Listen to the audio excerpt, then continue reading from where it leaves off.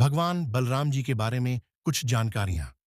भगवान बलराम, जिन्हें बलदेव, बलभद्र और हलधर के नाम से भी जाना जाता है, भगवान श्री कृष्ण के बड़े भाई थे।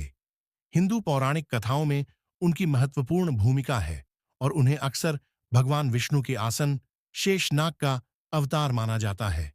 उनकी कथा के मुख्य अंश निम्नलिखित हैं। जन्म की कहानी। जन्म। बलराम जी का जन्म यदुवंश के राजकुमार वासुदेव और उनकी पहली पत्नी रोहिणी के यहां हुआ था। दैवीय हस्तक्षेप। मूल रूप से वह देवकी की सातवीं संतान थे।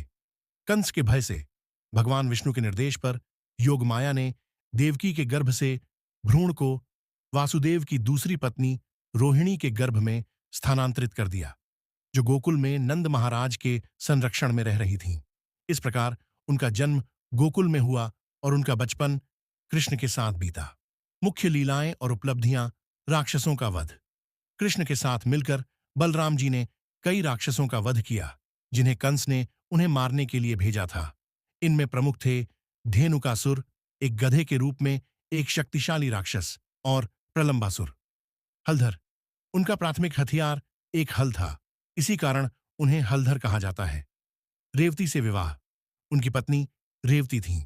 लोक कथाओं के अनुसार रेवती अपने समय की थीं और बलराम ने अपने हल से उनके सिर को हल्के से थपथपाकर उन्हें अपने युग के अनुरूप शारीरिक आकार में बदल दिया। रुक्मी का वध।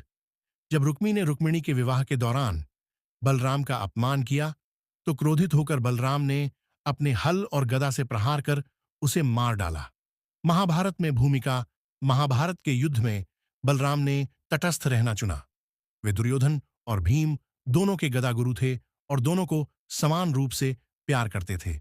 वे नहीं चाहते थे कि भाई आपस में लड़ें, इसलिए युद्ध में भाग नहीं लिया। अंतिम समय। अपने जीवन के अंत में बलराम जी ने देह त्याग कर अपने मूल स्वरूप शेषनाग के रूप में क्षीर सागर में समाधि ले ली। वह कर्तव्य, ईमानदारी और शक्ति के प्रतीक माने जाते हैं।